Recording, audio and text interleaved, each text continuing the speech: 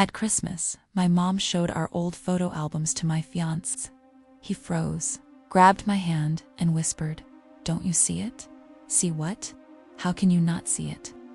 He showed me and I couldn't unsee it. 5 hours later, I called the police. I always thought if something like this ever happened, something life-upending, something worth telling a therapist or a documentary crew, it would come with music. You know, that low hum in the background, a cinematic tension, maybe a thunderclap. But no. There was potato salad. There was my mom humming Mariah Carey while wiping the kitchen counter like she hadn't just weaponized nostalgia for the 20th consecutive year. No thunder, just that weird smell our house always has over the holidays, lemon cleaner and something vaguely burnt. I wasn't expecting anything, that's the thing. I walked in like I always do, smiled like I always do, pretended this wasn't going to be another annual reminder that I never quite fit into the frame. My fiancé Logan was his usual calm, self-observant, quiet, the kind of man who could make a living just by noticing things. I'd brought him because I thought he could anchor me. Joke's on me, I guess. My sister Vanessa was already there, swirling her wine and wearing something beige and expensive looking. Her boyfriend nodded a lot. My parents smiled like they meant it. Dinner was dinner familiar, tight-lipped, tense beneath the surface. The roast was dry, the raita was sharp. My mom asked Vanessa about her new job. My dad asked Logan about computers like he'd never met a millennial before. No one asked me anything, but that's standard. I used to get upset. Now I just count how long it takes for them to pretend I'm not there. This year, 9 minutes. After dessert, Mom did what she always does. She clapped her hands and said, "I brought the albums out," like it was a surprise and not something she had planned with military precision. She always brings the albums, always acts like she just happened to find them in the hallway closet under a pile of dish towels. And we all smile like we haven't seen the same stained pages 100 times before. Vanessa leaned in like she was watching an award show. Her boyfriend put on his best interested face. Logan sat next to me, quiet. I watched him more than the pictures. First album, birthdays, beach trips, awkward school photos. Second album, Vanessa as a baby mom, glowing, dad proud. Third album, me. That's when Logan changed. He didn't say anything at first, but I saw it. The way his shoulders tensed, the way he squinted at one page, then another. The way he tilted his head, the exact same way he does when he's retouching a photo and spots a bad crop. He was scanning, measuring. Then, without looking at me, he grabbed my hand under the table. "Don't you see it?" he whispered. I blinked. "See what? How can you not see it?" Then he dropped my hand and went back to flipping pages like nothing had happened, smiling, nodding at my mom's commentary about how I once tried to feed a pine cone to a stray cat. I sat there, frozen. My ears were ringing. I tried to match his rhythm, keep my smile in place, but it felt like my skin was on backwards. When I leaned in and asked him again, he shook his head slightly. "I'll explain later," he said. "Just go along with it." Which is honestly the emotional motto of my entire childhood. We left 20 minutes later. Logan made up something about an early flight, or maybe it was a late Zoom call. My mom fussed. My dad didn't care. Vanessa didn't look up from her phone. I kissed everyone goodbye like I wasn't unraveling inside. In the car, Logan reached into his coat and pulled out a few loose photos. He must have taken them from the pile beside the albums. I hadn't even noticed. "Look," he said. I did kind of. The first one was me in a pink coat, standing in front of a stone wall. I'd seen it before. It lived in my memory like bad wallpaper. "What?" I said. "It's just a photo." He handed me 2 more. "Same face," he said. "Same angle, same smile, same shadows. Look closer." I looked and then I saw it. It was me. The exact same version of me, copy-pasted into different settings. One in front of a fence, one by a swing set, one at a fountain. But the expression never changed, not one muscle. "They reused my face," I said. My voice sounded strange, like it came from the back of my throat. He nodded. Then he handed me another, a baby, pale, lighter hair, different bone structure. "That's not you," he said. "I don't think they ever had baby pictures of you." Last one, me, Mom, and Dad in front of some old building.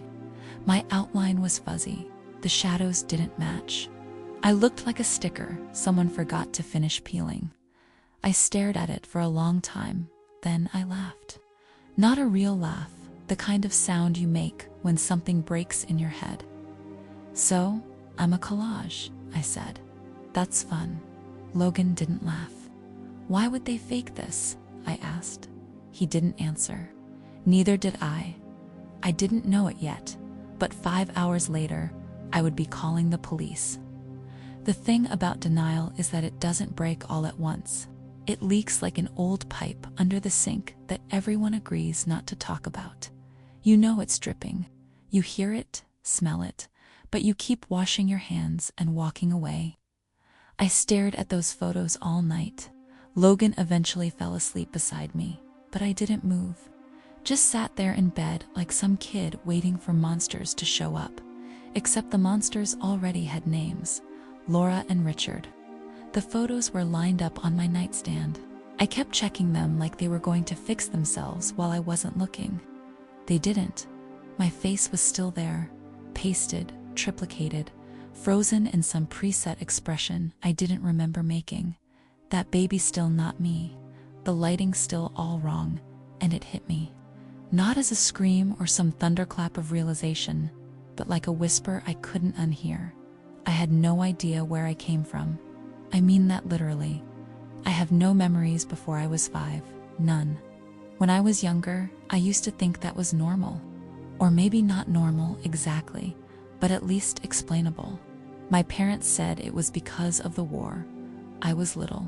They said I was traumatized. They said the brain protects itself. They said a lot of things, and I believed them. Because what's the alternative? Telling your second-grade teacher that you think you skipped being a toddler, that your earliest memory is of standing in a fluorescent-lit hallway in a new country with your mom telling you to smile at someone holding a clipboard. Yeah, that was my first real memory. The immigration office, the buzz of lights, the feeling that everything was loud and cold and wrong. I didn't understand English yet, but I understood the look in my mom's eyes perform. From there, it was normal as it could be. We had a little apartment. I started school. My mom packed my lunches like the other moms did, except she didn't write notes. She sent me off with perfectly folded napkins instead. My dad read the paper like it owed him money. They worked hard. They gave me what I needed. But love, that was something else. When my sister Vanessa was born 2 years later, the temperature in the house changed overnight. Suddenly, there were baby books and camcorder footage and scrapbooks with glitter letters. There were birthday parties with coordinated themes. There were spa days. There were hugs. There was warmth. None of that had been there for me ever. With me, it was always, "You're strong. You're independent. You never needed much," which is just another way of saying, "We didn't give you much." I used to tell myself it was because I was older, because I was first, because they were figuring it out. But now I wasn't so sure. There were no aunts, no uncles, no cousins, no one ever visited from the old country. We never went back. My parents said they had no one left. It was war, they said. Everyone is scattered. I asked about family once. My dad said it's complicated. My mom changed the subject. And then there was the Facebook message. I was 15. I walked into the kitchen and saw her on the laptop. She was staring at a message in a language I couldn't read at the time, Croatian. There was a name I didn't recognize. A woman. The message had hearts in it. My mom's face was blank. Then she deleted it, blocked the sender, closed the laptop. When I asked who it was, she said. Spam. Spam doesn't send you messages that make your hands shake. But I let it go, because I always let it go. I was diagnosed with PTSD at 17. Nightmares, panic attacks, this dull, ever-present fear, like something was always about to happen, like I was waiting for a door to slam that never did. My therapist asked me about the war. I told her I didn't remember it. She said that was probably why, except now I know I wasn't scared of the war. I was scared of her. I didn't remember that right away. It didn't hit like lightning. It came in pieces. That night, as I sat at the kitchen table staring at the photos Logan had taken, one memory blinked to life like a flashlight in a dark room. A woman, not my mother, not the one who raised me. Someone else, a softer face, dark eyes. She smelled like citrus. I was holding her hand, and then there was another woman, not the one who raised me, someone else. Softer voice, gentle hands. I was holding her hand. Then the woman I grew up calling Mom walked in. She was younger, smiling like she'd just arrived.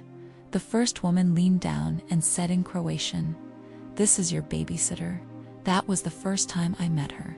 Then another flash, me pulling on a coat, crying, saying, "I want Mama," and a hand on my shoulder, tight. "Don't say that again. If you talk about her, you disappear." I remember those words now.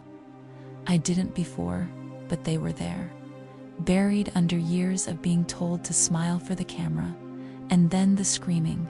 I was in a bed. New, strange, my legs kicking, my chest burning. I was calling for her, the first woman, the one who smelled like citrus, and another voice, "Enough."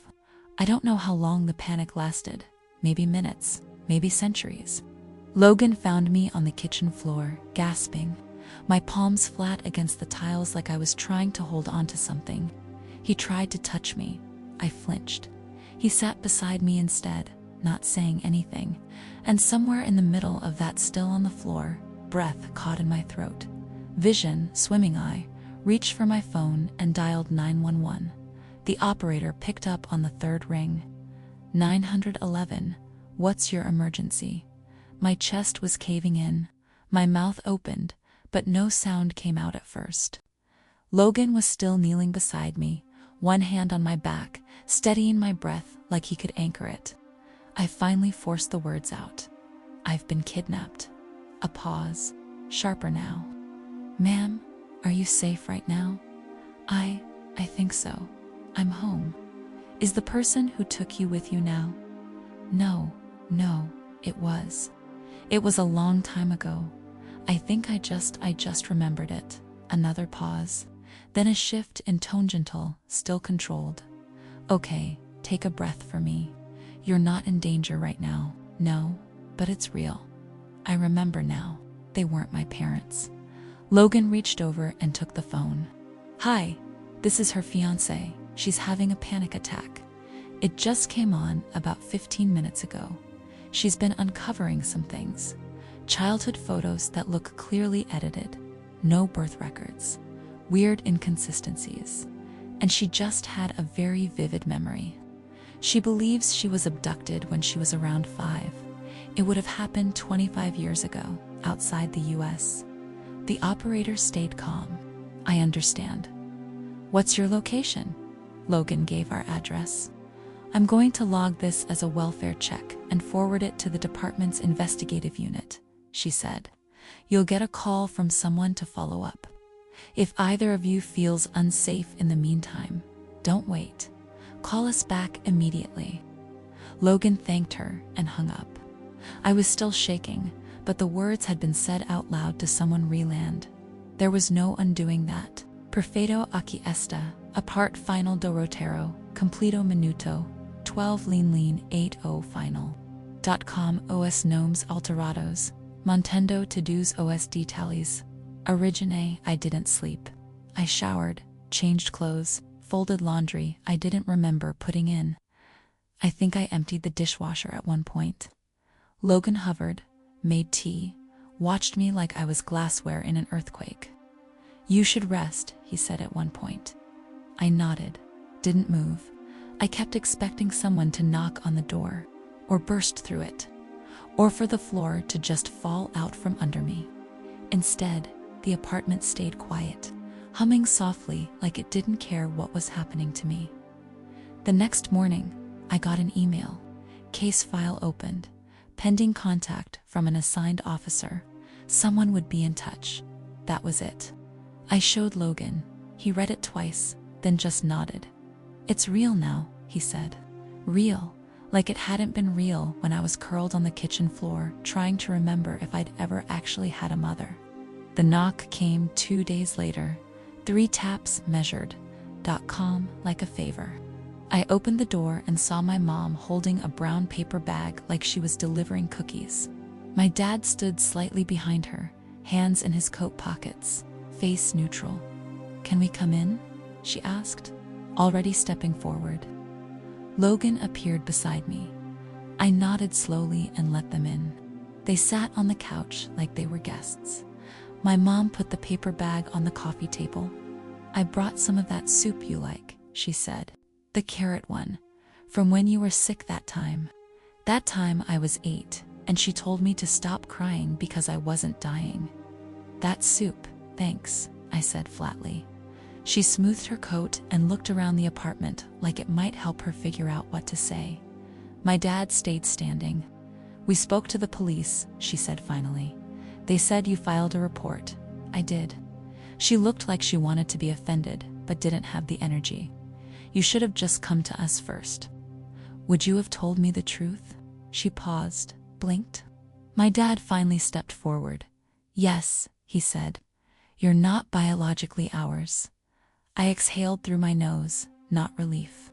Just confirmation of something I already knew but needed someone to say out loud. My mom nodded. Your mother was young, very young. She couldn't take care of you. She begged us to take you with us. Begged, I said. She wanted you to have a better life. We were leaving, and she was staying behind. It was war. She knew what that meant. So where is she now? My mom folded her hands. We don't know. You never tracked. It was complicated. Logan crossed his arms. Why fake the photos? My dad didn't flinch.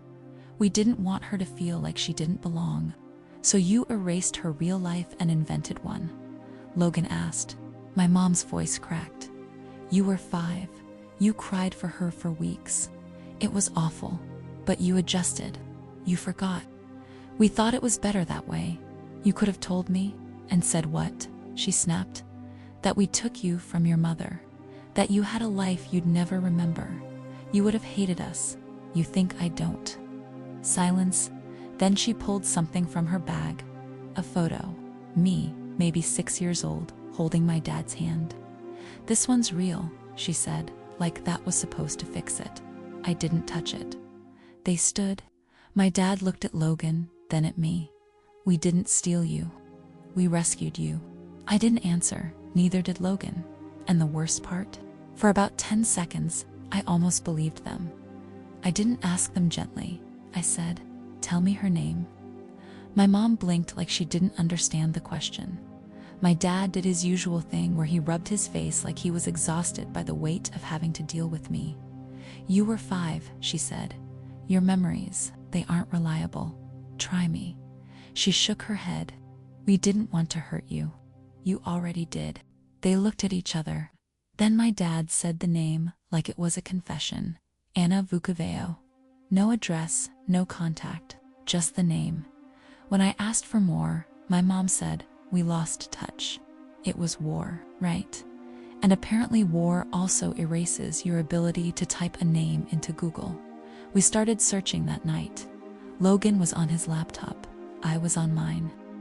My Croatian is passable when I'm talking to elderly relatives about food, but online research is another story. Anna Vukovayo apparently not an uncommon name. There were a few dead ends, a florist in Rijeka, a retired gym teacher in Zagreb. Then I clicked on a grainy Facebook profile. No smile, no filters, just a woman with dark hair pulled back, early 50s, faint lines around her eyes and a face that made my stomach drop. I stared. Logan leaned over. "She looks like you." I shook my head slowly. "No, I look like her." It wasn't just a resemblance. It was the kind of similarity that makes you uncomfortable. The kind you don't see in the mirror until someone else points it out. She hadn't posted in months, but her About section listed a town in southern Croatia, the same one I heard once in passing when I was 10, and my mom slipped up. We sent a message. We used Google Translate. It probably sounded robotic, but Logan checked it 3 times. I stared at the screen the entire time like it might answer me back. "Hello, I was given your name. I think I might be your daughter." Then we waited. She replied the next morning. One line, "Can we talk?" We set up a video call. I don't remember agreeing to it. Logan did all the clicking. I just sat there, wrapped in a blanket, feeling like I was about to meet someone from a dream I didn't know I'd had. And then her face appeared. She looked older than her profile photo, tired but still her. Still me. She didn't speak at first, just stared. Her hand went to her mouth like she needed to hold something in. "I wasn't sure," she said finally. "But now that I see you," I wanted to say something, anything, but the words got stuck somewhere behind the lump in my throat. "I've been looking for you for 25 years, she said my name. It wasn't Isabel back then, it was Melina. I froze. Like a shoe I hadn't worn in decades, but still fit. I blinked, trying to stay steady. "Did you give me up?" Her face broke. Not dramatically, not like in the movies, just this quiet collapse in her expression.